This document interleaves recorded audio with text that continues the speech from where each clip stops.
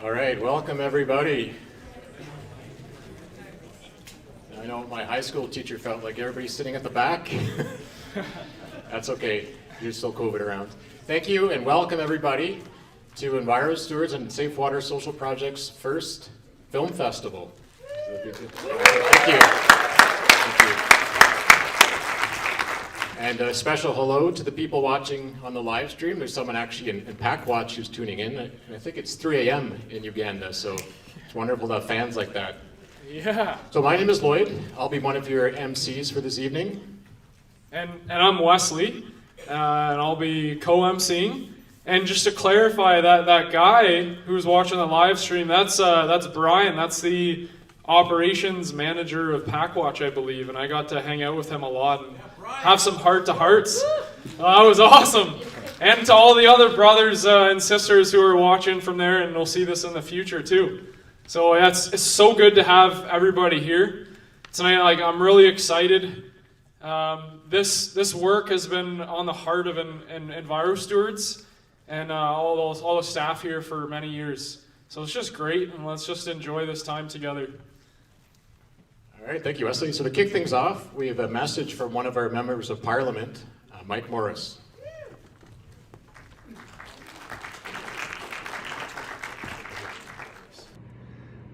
Hi everyone, it's Mike Morrice here. I'm the Member of Parliament for Kitchener Centre.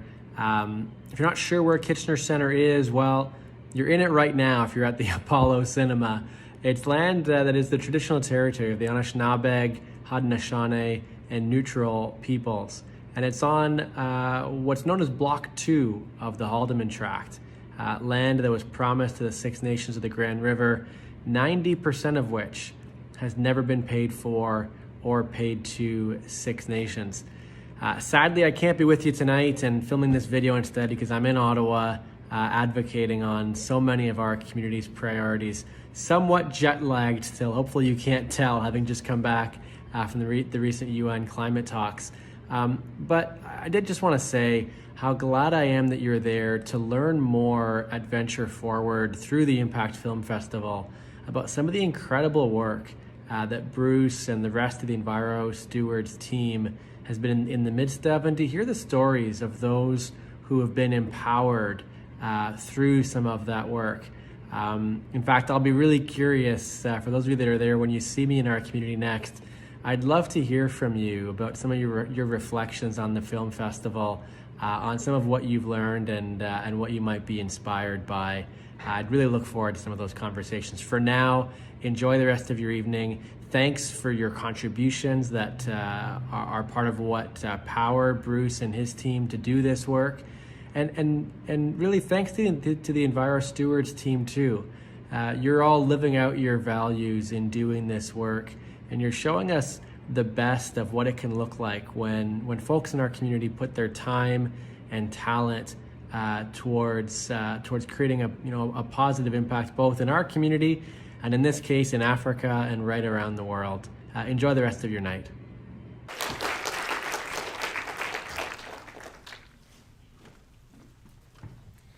Okay, so we'd like to thank everybody who submitted a film for consideration in this evening's events. The short films you see were selected because we found them the most inspiring and in strong alignment with the spirit of Safe Water Social Ventures, which is to empower sustainable change. The final film of the evening will be the premiere of our documentary called Ngongakinda. Following that, we'll have a panel discussion on the stage right here of the people who were there last month to capture footage for the documentary. So during that time, we'll have time for panel questions and questions from the audience, as well as questions from the live stream, which you can just put in the chat window. Yeah, there's a lot of ways that we can have a positive impact in this world. And so that's where this idea of all these different films is, because there's a lot of ways that people are doing that, and we want to celebrate that all together. Thanks to Mike for that introduction. That was really meaningful and good to have him give us that message. And the main thing that brings us here tonight kind of centered around the safe water social ventures work that we do. So to give a quick intro on what that is, because we have a lot of variety of people here tonight, people who have been supporting us for years, and that's awesome. and some people who are new, and like everyone can have a role to play in supporting or even just learning about it. So the Safe Water Social Ventures, the name's changed a few times. It was Safe Water Project recently. Might have been something even a little different before that. But it's based on work that's being done in Uganda for safe drinking water. And the means that we achieve that is through local teams, empowering local teams that a bunch of us, you'll get to hear, got to meet in our trip to Uganda in the latter part of October. And a traditional charity method, Northwestern Society, is just supplying where there's a need. Sometimes there can be issues with creating a dependency and reliance on that need. So we really emphasize with the Safe Water Social Ventures the empowerment of the individuals there, because they're the ones who are best positioned to support their local communities. And we're just, with this initiative, Safe Water Social Ventures, we have a way to come alongside that and equip them. It's really good to be a part of that. So I hope that clears up some general things, and you'll learn more as we go through this. And the first film that we have for the night is Let's Keep Fishing. And this is from co-owners of Clearwater. They own 50% of this. 7 communities of the Micmac communities that are out east in Canada. And we've actually got some employees out there on a new project that are doing that right now. So this is going to be great. Now let's find out what this is about. For 13,000 years, our ancestors took to the waters of Mi'kma'ki to provide for their families. Fishing became more than nourishment. It is a way of life for the Mi'kmaq.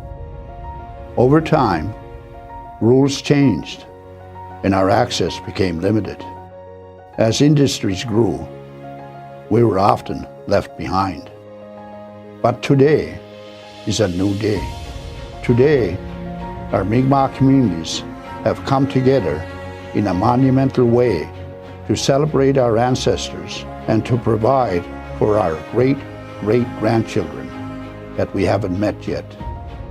With pride, a collective of Mi'kmaq communities from across Nova Scotia and Newfoundland, in partnership with premium brands, have acquired North America's largest seafood company, Clearwater Seafoods. Where we once were left behind, now we have ownership. Where others once went ahead of us, now we have made a transformational move for the future of our people.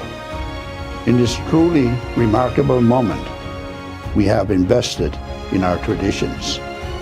We have invested in 100% ownership of Clearwater's Canadian licenses, which will sow economic benefits for us and for 7 generations to come.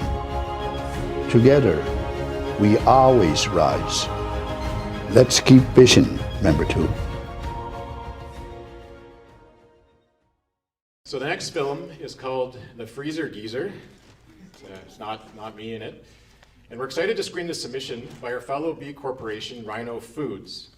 Now, we're all familiar with the damage that can be caused by one ill-advised policy, so we love this submission as it illustrates the benefit that a well-thought-out policy can generate. It doesn't hurt that we're also huge fans of Ben & Jerry's #1 selling ice cream flavor, Half Baked, that features Rhino's cookie dough as an ingredient. Enjoy.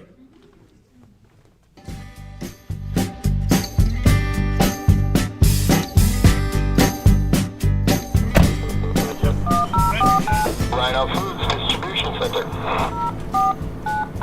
You have 6 new voice messages. Morning, guys. I'm looking at probably anywhere from 11 to 3 tomorrow. I see the warehouse as one unit.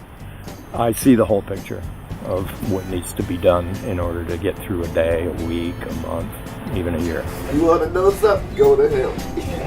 If I'm assigning the right people to the right task at the right time, everything works perfectly. they gave him the name Freezer Geezer. If he couldn't go in there freezing at all during the day, he'd be miserable. He'll find something to go in there for. I'm proud of the nickname Freezer Geezer. It's minus 20 degrees Fahrenheit. And that's a constant temperature, whether it's 90 degrees outside or 20 degrees outside. With the hustle and bustle and the stress and the phone calls and it's an escape. Literally chills me. Bad joke. Back in 1995, which is about the same year I started working for Rhino, I had made a mistake on my income tax with the IRS. I wasn't in any position at that point to pay that back instantly. It ruined my credit. Could not get a loan, even for a stick of bubble gum. I joined the income advance program pretty much at its inception. The only requirement is to be in good standing, and then you're guaranteed. So I borrowed $1,000. It was an emergency, I had to have it. It comes right out of your paycheck every week, you don't have to think about it. After a while, you don't even miss it. Once that was paid, I re-upped and got another $1,000. And I did this about 5 times. I didn't know the impact that would have until I actually went to get a loan for a car. They approved my loan. Now, to be honest with you, I was shocked. Apparently my credit score had risen due to the income advance program. The very first new car that I'd ever purchased in my mid-50s, you know? Yeah. The point that we bought this house, which was a little over a year ago, I had a good idea what my credit rating was. I was a little more hip about credit in general. So I had a good idea that we were going to get the mortgage. My feeling is that my wife had passed. My daughter and my son-in-law couldn't afford a mortgage on their own. It was a perfect marriage. I get to live with my daughter and my granddaughters, and I've got this beautiful place. I gotta think that it's critical for a lot of people. You have an emergency, you don't know where to turn, this is where you should go. It's just human nature, I think. It works. So our next film is short film is going to be Wealth, Not a Waste. And we're inspired by this one, the creative use of plastics and the many benefits from that. And this one is from Care for Back.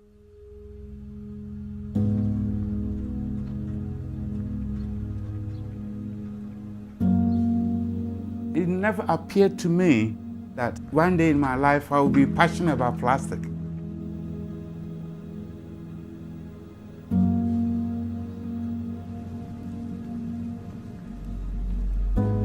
I was born in Ghana and went to UK in 1978, and I've lived in the UK since then. My name is Chip Hagen, and I am founder of Collect and Recycle Ecologically.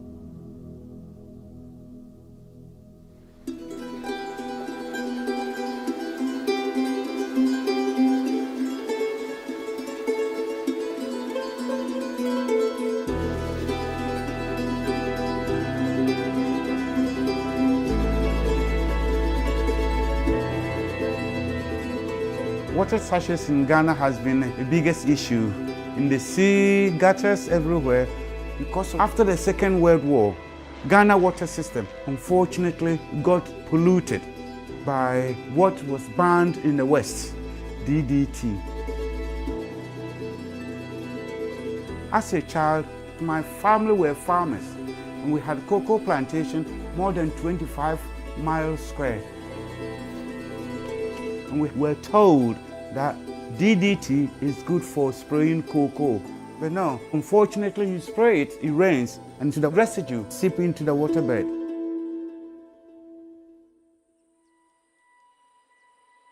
That is one of the reasons why Ghana can never ever reduce single-use plastic in terms of the water sachet.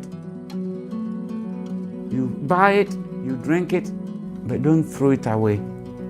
Add value to it.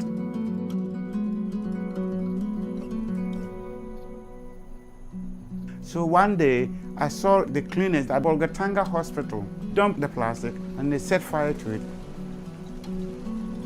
I saw that happening, so I went there, put the fire off, went home and brought 6 sacks to collect the plastic. People going by ask me, what am I going to use it for? And I said, I'm going to use it to make baskets. So people follow me and went to see the women at Zari, actually weaving, using a weaving, washing, cutting, and then twisting. And that's when they realized that there's a value. Through the education, people are now beginning to realize that plastic is causing more problems. So people have now started to save the plastic rather than throw it away.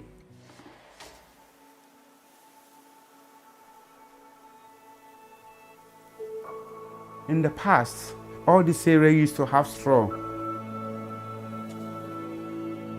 Sometimes it rains so much, it actually washes everything away. Or when it's actually needed to rain, it doesn't rain. But because of climate change and drought, it's all going.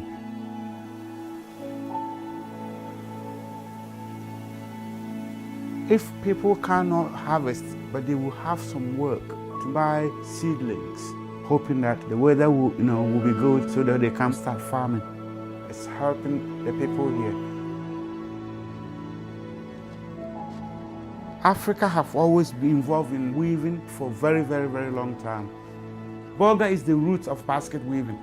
The whole idea is to keep the skill going using the same tradition method to do it. Within 6 weeks, the idea all came together. This is where the importance of the plastic as a substitute. Initially stage was very difficult to convince people to believe that something that was on the floor as a waste is a future.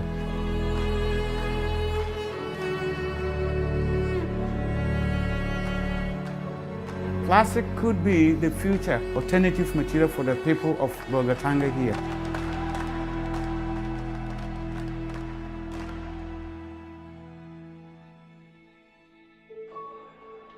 I learned from the weavers themselves that plastic is a wealth, not a waste.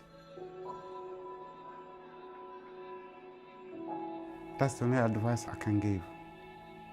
Plastic is a wealth, not a waste.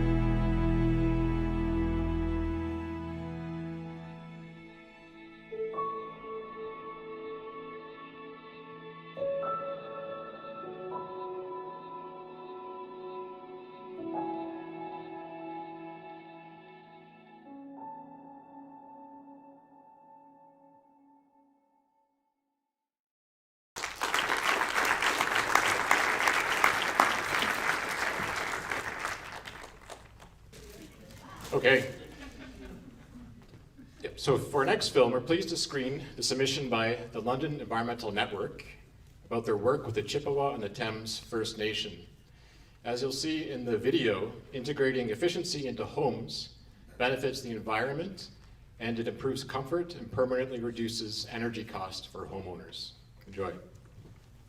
My name's Marianne Griffith, and I'm the Interim Executive Director for the London Environmental Network. We've had the pleasure of partnering with Chippewas of the Thames First Nation, or Dashkan for a clean energy in remote and rural communities project, where we identified a target area for the community in reducing energy costs and researching renewable energy solutions in the residential sector. We decided, along with the Treaties Land and Environments Department that we work closely with at Chippewas of the Thames, to pilot a home on the Chippewas of the Thames First Nation to as near net zero as possible, and use that opportunity as a community capacity building experience where we're teaching some of the community members who are particularly keen about new technologies, including air source heat pumps, which will help the community lose their reliance on expensive propane that's also high in greenhouse gas emissions.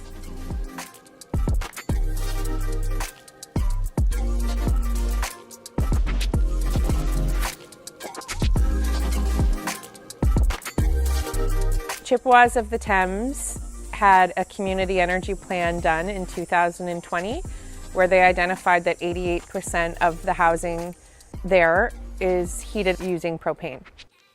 That's vastly larger than the 1% that's heated by propane throughout the rest of Canada, and only 2% of homes in Ontario are heated with propane, which is very expensive, it can be unreliable, and it is one of the higher pollutants. We wanted to show that we could take the home straight from propane to electricity and skip the natural gas step that we've done in the London community, for example.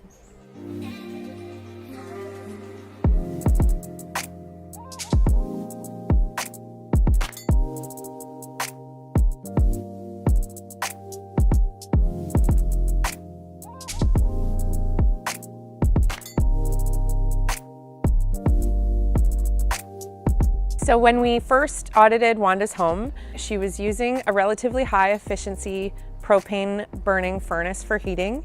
We have swapped that out for an electric air source heat pump. It's the Mitsubishi Zuba model, and it's for whole home heating and cooling. Got roughly a 300% efficiency rating and should save her significantly when we are able to run the numbers after a year of use.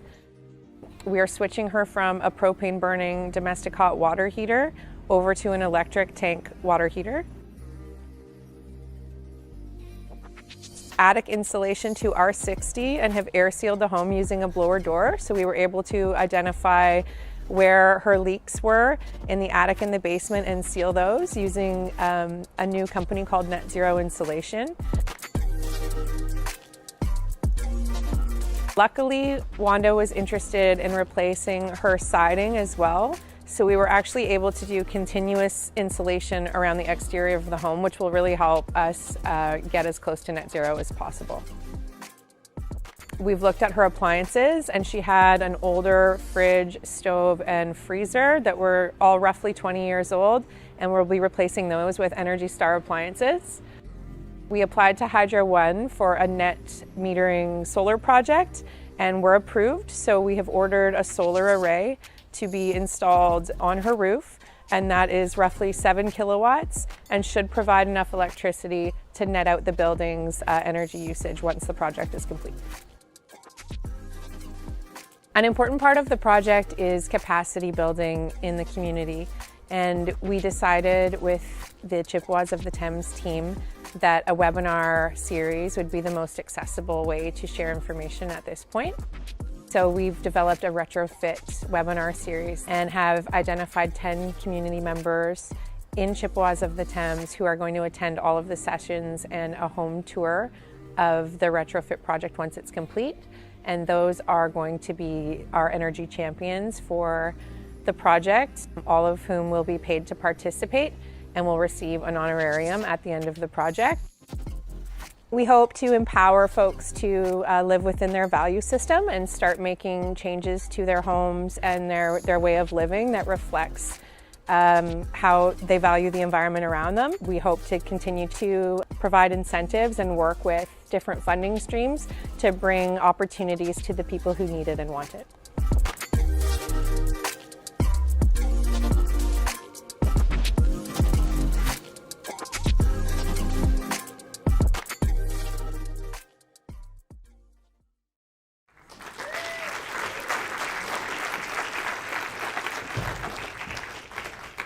So this next film is called Food Fighters, and it's from Motioneer and also Loblaws, and it's part of a documentary series called Half Full, If you like this film and you're interested in it, you can see more. Search that up. So let's see what we have with this. Why should we care about food waste? 58% of all food produced for Canadians is lost or wasted. 58%. We've just grown to accept it. The average Canadian home wastes 140 kilograms of food a year, and that is crazy. We waste more food than we actually consume.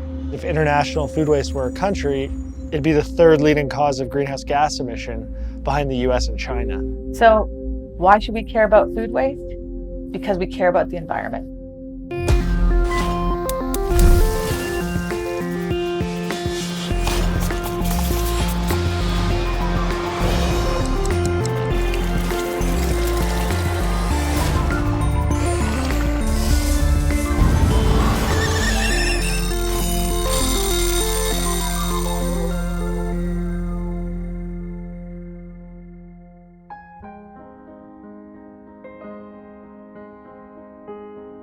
We've lost the intrinsic value of food in this country. Food is supposed to nourish us, and we look at it as a commodity and a convenience. And so we take it for granted. Meet Laurie Nicol, the fearless leader of Canada's largest food rescue organisation, Second Harvest. Before she came along, no one on the planet had ever commissioned a legit study into food waste. Her and her team are on the ground every day fighting hunger, seeing the actual effects of wasted food, and a few years ago, something wasn't feeling quite right. We realized, hey, we really don't have a handle on how much food loss and waste there is in Canada. And so if we can create a standardized measurement system for all industry to use, all government to use, for everyone to use, then we'll have a better understanding of where we can really attack this problem. We hired Value Chain Management International to help us better understand the amount of food that is lost and wasted in Canada. This study was the first of its type in the world. A group of researchers had actually gone out into the field to gather primary data to use in the estimation of food loss and waste. We were surprised by the volume. We were also surprised by the causes. You don't know how to get to somewhere unless you know where you're starting. And so this roadmap showed us where to start. Often what we had heard is consumer, consumer, consumer. It's all happening in your home. And because at Second Harvest we collect food from across the supply chain, we knew that that was not the case. It's really happening much further up the supply chain, at farms and processors and manufacturers.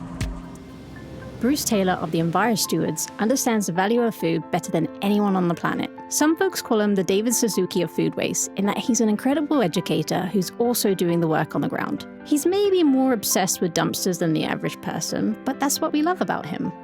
Almost all the approaches are, how do we destroy this food more efficiently? With a compost or a digester, you lose all that value. Even if you divert 100% from landfill, you still lose almost all the economic, all the social, all the environmental. The only way to not do that is to prevent the loss in the first place. And so we've proven that it can actually be accomplished. We went into 50 factories in a row, and we found $240,000 per factory per year of food that didn't have to be wasted. For perspective, if you put a grocery bag beside the CN Tower, another one, you'd get to London before you ran out of grocery bags. Maple Leaf Foods is the first large food company in the world to be carbon neutral. One of the nice things about it is it then shows, like, there's so many companies now saying, oh, we're going to be carbon neutral by 2030 and 2040, and how are we actually going to do it? It's really nice to have somebody, hey, we're already there. So it's possible. So once you have some people showing that it's possible, then it makes it easier for the rest. In Maple Leaf's case, they actually had us go into all their facilities across Canada and find practical, affordable ways to reduce the loss in the first place. I guess what we find is a lot of people think that their dumpster is their cheapest bill in their factory. You know, they haul it away pretty cheap. How much did it cost you to buy what's in that dumpster? What was it worth just before you lost it? A better way to look at it is, this is food. How do we prevent it from being lost in the first place? There is a movement happening, and there is a global movement about food waste. Nobody spoke about food waste 5 years ago. Like, because of this, then we're having this kind of emerging new consumers are looking for purpose-driven companies. Our systems in the past are not going to work for the future. With every problem, there is always a solution.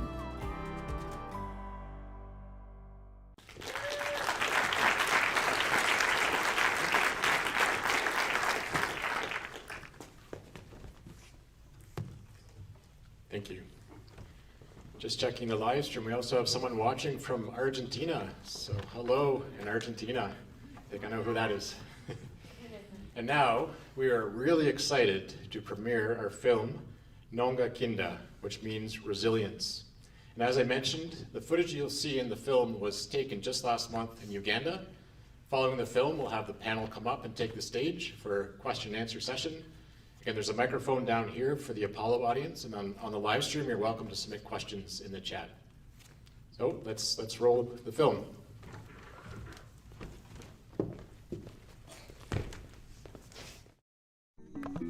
Everybody clap.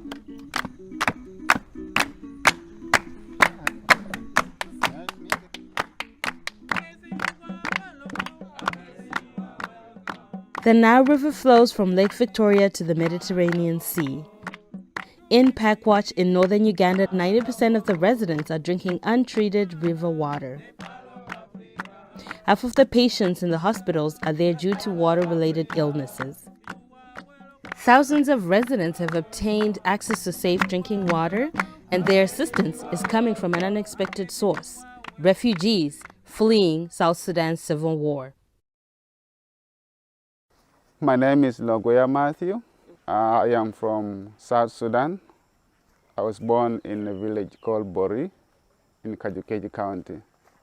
In 2017, when I was going to Kampala in a bus, and then I reached to the bridge here, I saw a woman, an old woman, fetching water under the bridge. The worst thing is it was raining, and then the whole river was flooded with mud. And that old woman was fetching the water under the bridge, taking home for the family to consume. That affected me emotionally, and I feel, oh, my community, this community will be dying because of unsafe water.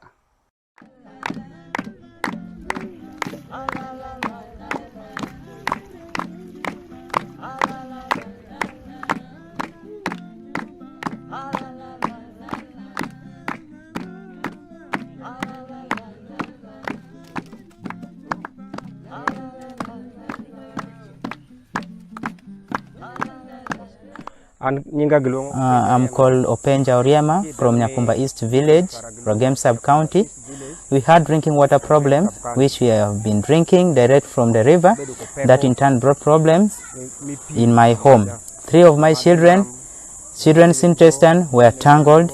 We took them to Arua Hospital. They conducted various tests and found out that it was the water that we have been drinking which caused that.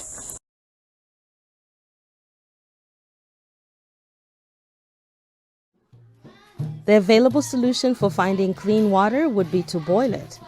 But fetching firewood costs time and money, and boiling water also contributes to climate change, deforestation, and causes other respiratory issues. In the neighboring country of South Sudan, biosand water purifiers were constructed and sold to residents to help prevent waterborne diseases. However, in 2017, manufacturing plants closed down due to the civil war in South Sudan, resulting in the team living in refugee camps in northern Uganda. When the war broke in South Sudan, I got confused and traumatized because I thought the war has come in to distract the start of the journey that's going to help many people with safe water. So the good thing is I shared with Bruce, and the encouraging point that he said, let's research for ways to get up in Uganda if possible. So I was able to meet the local government in Koboko, Uganda, telling them we have a pending projects that we are supposed to do in South Sudan, but we are already displaced, and our beneficiaries are also displaced. They are still the same people in the camp, and they are also within the local community. Can we start up and then do the same projects in Uganda? By name, I'm called Nelson Mandela. I'm a technician, and I also do monitoring in the community to see that the biosand filters worked well in the community. It's really hard for people here to live on this kind of water because up there we don't know what happens, and also some people down here, they are drinking. When you also proceed down there, they are also the same people who are also drinking the same water.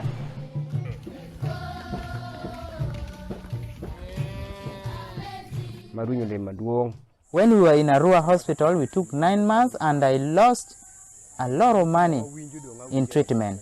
And out of the 3 people that we have been in the hospital with, 2 died of the waterborne diseases. 1, as you can see, has been operated.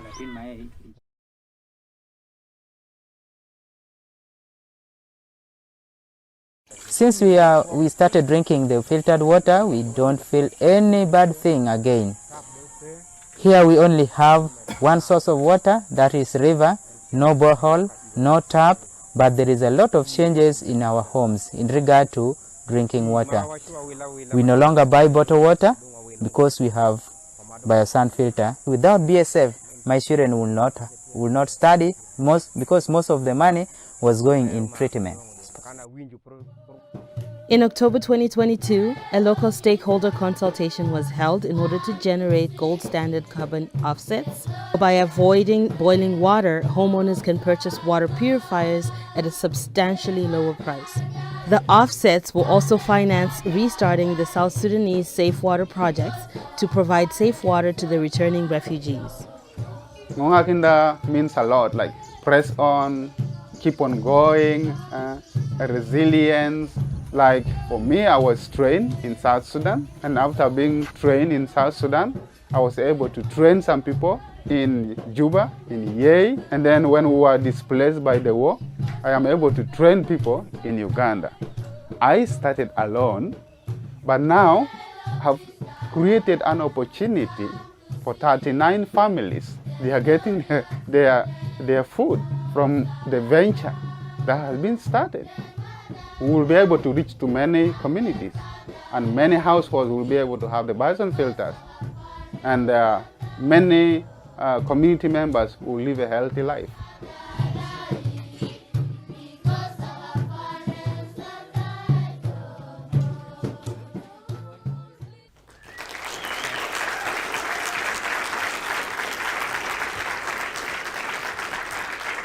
All right, so as our panel makes their way up to the stage, remember, if you want to ask a question in the live audience, come down to this mic. And people online, feel free to submit your questions in the chat. If you put a Q in front of it, we'll know that's a question and we'll see it more easily. Come on up and have a seat. So just so you know, the booth will still be open as you leave the theater. If you wanted to buy any merchandise or make a donation, the team will be there. If you're interested in any of the canvases that are out there, you're welcome to take one home for a suggested donation of $100, which is just the starting cost of the printing. For now, I'm going to turn over to Alice Penny, who's going to moderate the panel session.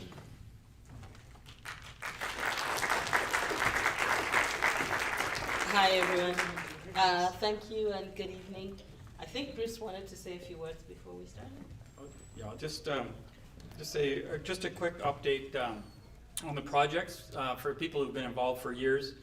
Many of you might have been to the orphanage in Kajukeji, South Sudan, and so we were able to visit them on this trip, and they're settled in Adjumani, Uganda now because of the war, and it was really nice. They have nice dormitories, so that's really positive. The current needs are more, they have a school walls, but they're kind of dissolving because they're just mud, and there's about 15 kids that still don't have sponsors for fees, school fees and stuff, so you'll see that in the lobby. We were able to visit Zamba, who has a shea butter business there. Some of you might know Zamba.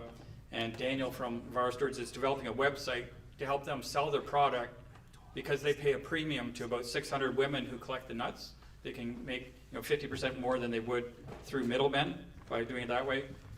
And then the safe water projects, as you saw, we're getting them set up so they can generate gold standard carbon offsets. And then that will be used to generate finances to be able to scale up the projects. And so just want to hand it back to. Thank you. Gang's all here. Not in Uganda, but here in Canada. I don't know where to stand, where I'm not like in front of everyone. So I think in the interest of time, sorry? Oh, this does not quite move. I have to go on the site. Sorry, we didn't plan this very well. Yeah, I think in the interest of time, I may not ask everyone the same question, but just kind of hop around. Why don't we start with just a quick introduction, and if you have like this really shortest version of why you went on the trip, that would be awesome. All right, so my name is Andreas. One of the new team members. I just started about exactly half a year ago today, as part of the Enviro Stewards team, and I was privileged to be able to go on that trip too. And personally, for me, it's the impact, like having an impact, helping people directly, and I think with the SDGs that was mentioned, that with this project and other social ventures, we have an ability to have multiple positive impacts. And so for me, it was a journey of learning. I'm gonna have to keep it short. He started with me, right? Yeah. So it's just like making these relationships and see how. Hi everyone, my name is Matt. I started Enviro Stewards 2 years ago, but actually being there in person and talking to the people doing the actual work, I feel like now we have a much better sense of how we can contribute positively. So if you do have a question, if you come up, then I know you're there. Otherwise, I'll go with the questions that I have. Go ahead, Brock. My name is Brock, and I actually work for the Center for Affordable Water and Sanitation Technology based in Calgary. Yeah! And Bruce and the guys here and Alice were kind enough to allow myself and a colleague to join them on this trip. And in terms of learnings, I would say there are two big things. One is the capacity of the people that we met. They are willing to do so much to improve their lot in life and their communities. They just need a little bit of help. They need a little bit of support. And that classic, it's a cliche, but it's true. It's a hand up. That's what these folks need. And then they're more than capable to run with it. And then the second thing, the big learning for me is that the traditional model, and I think Bruce, you spoke about it, but the traditional model of charity doesn't necessarily work. And what I love about the work that we're doing with these biosand filters is it's allowing people to build up small businesses, right? And it's the idea that they can get the continual revenue stream from carbon credits, so they can build up these businesses and then sell them at a subsidized rate to these families that are in need. And I think that's the future of helping the developing world prosper. It's a much better model than straight up charity. So you might have to come over here. Just to keep it short, basically, the reason why, because I could say a lot of reasons why I went on this trip, but I believe God was leading me on this trip, and I prayed about it, and it was awesome. It was totally evident. It's a great team and really awesome initiative. And I've been with Enviro Stewards 5 years, and this has been very interesting since the beginning. So the opportunity to go in person, right, and experience that was a huge draw. Yeah. So my next question is actually going to be for Matt. I'm just going to ask, like, you did a lot of the footage. So and we only showed less than 10 minutes of it. What do you wish was there from the stuff that you took? What is missing? What's missing for you? You mean in the video, what we showed? Yeah, like on the rest of the 2 hours, what would you like to highlight? Oh man. Yeah, there was a lot that we saw while we were there. There's a lot of people that we spoke with just in one-on-one conversations. When the camera's on, like it's a kind of a more formal interview, but when you're in the back seat of a car, just having conversations and learning what the project is like, that's difficult to capture on film in the moment. Yeah, I encourage everyone to maybe just find a chance to chat after the event, because there's so much more that we can share. Just an extended version. I wish you'd included some of the wildlife that we saw. Yeah. I know there's only so much space in a film, but it was awesome. Thank you. And Andreas, what was the most impactful thing for you? I know your trip was a little bit shorter, but what did you find the most impactful?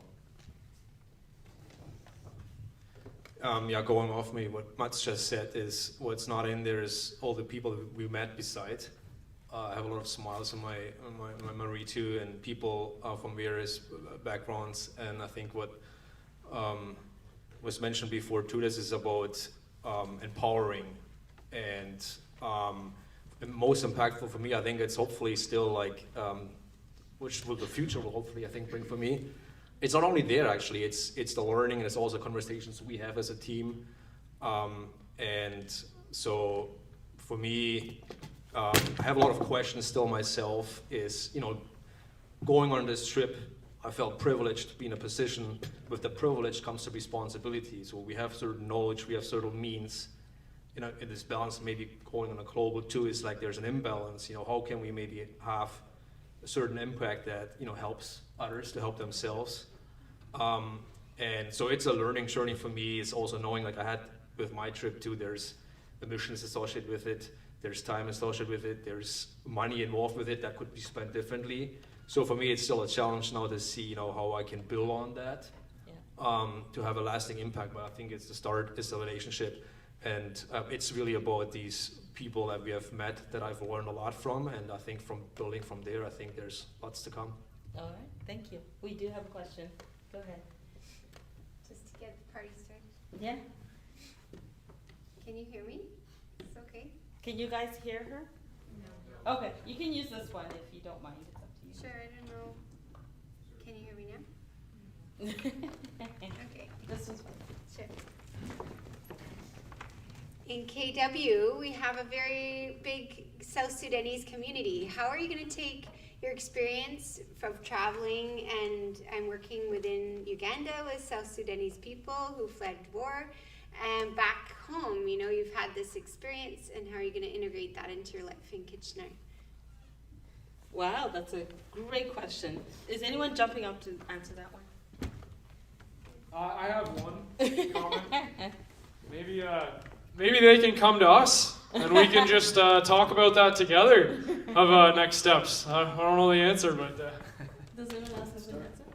No, everyone is very thoughtful. Well, I guess I will answer. I was on the trip too, but I think for me it's always been about the connections between what we see when we're in the global south and here, and I think the ability to communicate with people who are here who don't necessarily have the same background that we do. And I do a lot of community work as much as I'm from Zimbabwe. I had never been to Uganda, and so that gave me a bit more for context. So when I am in the community talking to some of the people in South Sudanese or Uganda, you do have a bit more for a context and can relate better. So I don't know how that translates going forward. I think like Andreas, it's a journey that you're still figuring out, well, what do I do with all this information that I went through this whole experience? So the revelation may come, hopefully will come. Mm-hmm. So any other questions? Yes. Yes, I wonder if Bruce could share the original starting point of this whole project. How many years ago was it? And I remember you said a story about somebody donating bottles and shipping them there. This is going back, what, 15 years ago, more? 16 years ago? Just repeat the question too for that. Yeah. Thanks, Paul. It's a question from Paul at Veriform. The question is about the origin of the project. It would have started in January 2004 was the first time I went to South Sudan. It was still part of Sudan at that time, and there was still a war between the north and the south. And so I went with a local group, and we were going to help build an orphanage, the same orphanage that I mentioned before, the same orphanage in South Sudan, because the LRA was in Uganda and they were stealing kids from the other orphanages, literally to be slaves and soldiers and whatnot, and it was safer for Susan to build an orphanage in a war zone in South Sudan to keep the LRA away, which is kind of crazy. But anyway, so we went to build the orphanage, and before I went, I learned they're walking 3 miles to the nearest well, which was at the hospital in town. Later, we tested the water, and it's actually contaminated water coming out of the hospital well anyway, but carrying all the water for an orphanage on your head, so I brought a water filter with me and set it up at the orphanage so they could treat the creek water. So that was the first one in that country, and then a couple years later, we're making the orphanage bigger, and a group said, can you teach us how to build those? So that's what I was waiting for them to ask. And so then we came back in 2007, and Tal, who was on this trip, we brought him in 2007, and we gave a training to 17 individuals, one of which was Matthew, who's featured in this. And so Matthew and Emmanuel and Godfrey were the first from that class to start the business there in Kajukeji, and it's since grown from there. We had 4 manufacturing plants going in South Sudan before the war. They're all closed right now. We have 3 managers who are refugees in Uganda, ready to start those projects again once the war's over, and so we're trying to keep them alive and trained, build up their capacity so that they have as much capacity as possible when they go back. And we're hoping that this carbon can help fund the capital, and the returning refugees won't have money to buy, they won't have money to get sick either, but they won't have money to buy a filter. So if we can use the carbon filters so they don't have to boil water and they can be safe when we get back is kind of the next evolution whenever it's safe to go back to South Sudan. Thank you. Yes. I'm the money person at Retrofit. So my question is involving what is the cost for these people to put in these biosand systems, and how many do you estimate you've actually made throughout the country? That's a great question. Yeah. So the way we do it is, the question was about the money, about how much it costs for a water filter. And so interestingly, even though you're the money person, you may not realize you bought 10 of them. Probably, that's a long time ago though, right, Paul? I don't know when that was. A decade or more, maybe 15 years ago, which provided more safe water in South Sudan than Veriform was using in Cambridge. And so anyway, the way we do it is if you donate $100 out in the lobby or through the website, then 50 American or 70 Canadian is used for a price discount. So instead of a filter costing $100, it's now $50. So you cut the price in half for these customers, and the customers make an average of under $2 a day. So that makes a big difference in, they're spending about $40 a year on typhoid needles and medicine right now. So you leave that money in that family, but basically of the $100 donation, we use $70 Canadian for that discount, and then we use the other for training and starting new projects. And our accountant certifies that every year, 100% of whatever we get, we put in the projects. Last question. Yes, go ahead. Yes, I just had a question regarding how access to safe water extends beyond drinking water, especially during COVID. Like everybody was encouraged heavily to wash their hands, to practice safe sanitation. How did that, and were you able to support that side of things while supporting safe access to safe drinking water? Yeah, so the question's about COVID, and interestingly, there was a real opportunity to, the project in Packwatch started during COVID without us going at all. So no trainers went from North America. Their local team did the market assessment, did the business plan, trained everybody to build the filters, trained the sales team and whatnot, and it went. But as far as hand washing, like hand washing doesn't make any difference if you're washing your hands with contaminated water anyway. So you need the clean water to do that, and so the biofilters were instrumental for that, but they did kind of hand washing stations and these kinds of things also. But it was difficult because there was very strict lockdowns where they weren't allowed to get out into the communities and whatnot. But they made it through that challenge also. We just didn't have enough time in the film to include that one. Yeah, and I'll just add on to that too. Like Feed Africa was really a part of the healthcare system that advocated in the community. I think what doesn't come out in the film probably is the biggest cost in all of this is educating the community, but nobody wants to pay for education on clean water, and that's a lot of what Brock's organization does is sanitation and that kind of thing. So that's really where the real work is in that empowerment and educating the community, because again, like Matthew spoke about, people are taking water from a muddy puddle, right? So just that awareness and that education building, which Feed Africa, who we work with, is Safe Water Social Ventures, they were setting up hand washing stations. They were really a part of that. And a lot of the trainings from COST, which is Brock's organization, they have all that training that they're able to pass on to projects like the Safe Water Project. So, so in the interest of time. Can I add one thing? Yes. Just one of the benefits, if we do get carbon credit certified, is that there's a requirement to go back to the communities every year to make sure that they're still working. Because if people are continuing to filter their water, then those carbon credits are still actively providing that benefit. So one of the benefits when you can also go back and have those conversations is to talk about the rest of the wash process to make sure that they're following hygiene processes and making sure the latrines are built further away from the water source and things like that.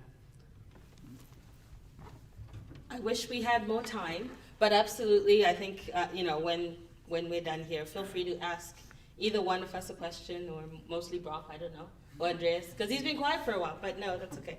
Yeah, thank you very much for coming. I will leave it to Lloyd for final thoughts.